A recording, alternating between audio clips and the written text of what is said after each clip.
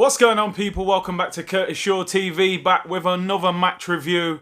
I hope you've all calmed down, myself included, man. I was very annoyed with the game last night. Arsenal losing by 3-1 at Anfield. Same result as last year in the Premier League.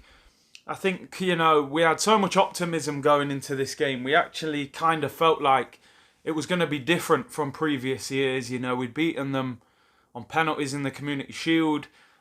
We beat them in the last league game when we played them at the Emirates. And it just felt like same old, same old. And I have to admit, I felt like Mikel Arteta made big mistakes last night. I thought the team selection was wrong. Dani Ceballos should have started for me. Gabriel should have started as well. He's been our best defender so far this season. And he put him on the bench. I really don't understand why. Surely you buy players to play them in your biggest games, rather than, people were saying maybe he's protecting him. He doesn't want to expose him against such a good team. I don't really understand that. What's the point in buying him? Saliba, again, not even on the bench. What's going on with him? The Elneny and Xhaka midfield got torn apart, and we lost the game 3-1 now. There were incidents that we can look at and say these incidents could have changed the game. Was Sadio Mane's forearm or elbow on Kieran Tierney, was that a red card? I've looked at it a few times. It's borderline. For me, it could have been a red. He does catch him. I think Mane was trying to sort of explain that he was barging into his shoulder. If you look at it slowly, he goes to barge him in the shoulder, kind of hits the shoulder and then gets Tierney in the face.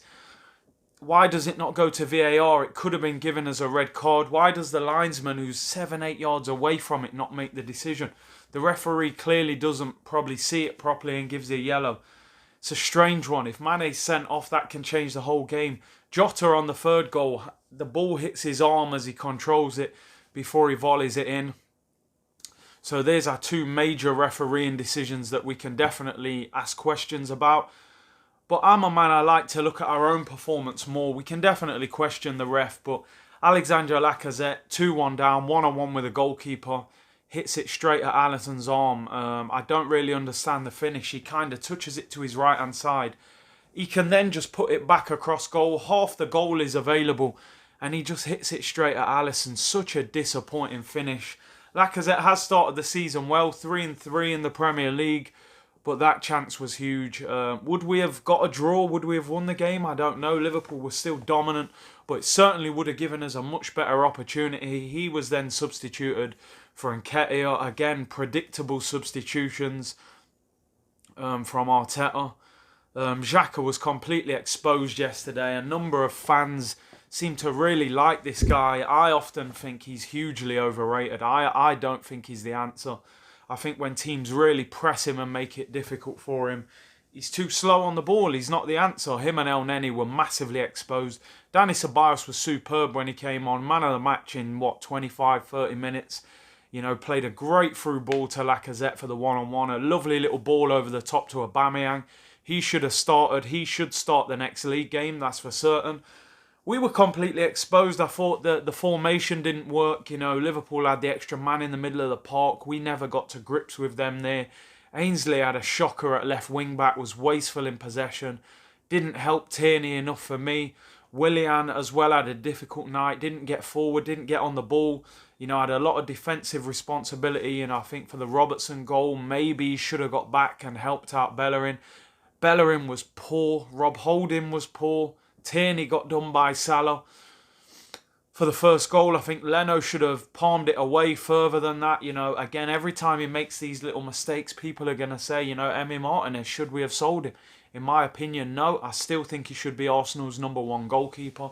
I think he was more convincing. I think Leno should have been told, you've got to fight for your position back. And that was disappointing. I suppose on the flip side, there's no shame in losing to Liverpool at Anfield, but I felt the display was very negative. 33% possession. When you think Leeds had 52% possession and scored 3 goals against Liverpool, why did we not go there and have more of a go at them? Why sit back so deep? We literally camped on the edge of our own penalty area. I suppose most Arsenal fans didn't expect us to win this game, but I don't think Liverpool were amazing. I think there was opportunities to score more goals. And I generally didn't enjoy the game, and I just wanted to see Arsenal have more of a go at it. Why is Aubameyang never moved central? You know, some games it doesn't work with him on the left. Why not move him up front and bring on a winger and play with two wingers? Why is it always Lacazette off and Nketiah on? Nketiah was not really going to do anything in that game against Van Dijk. And, you know, I think we're becoming a little bit predictable. I think Arteta's got to be a little bit more fluent and change things sometimes. So for me, disappointing. I think we should have had more of a go at Liverpool. I know you can't really go toe-to-toe, but really try and hurt them on the counter-attack. Get the team further up the pitch sometimes.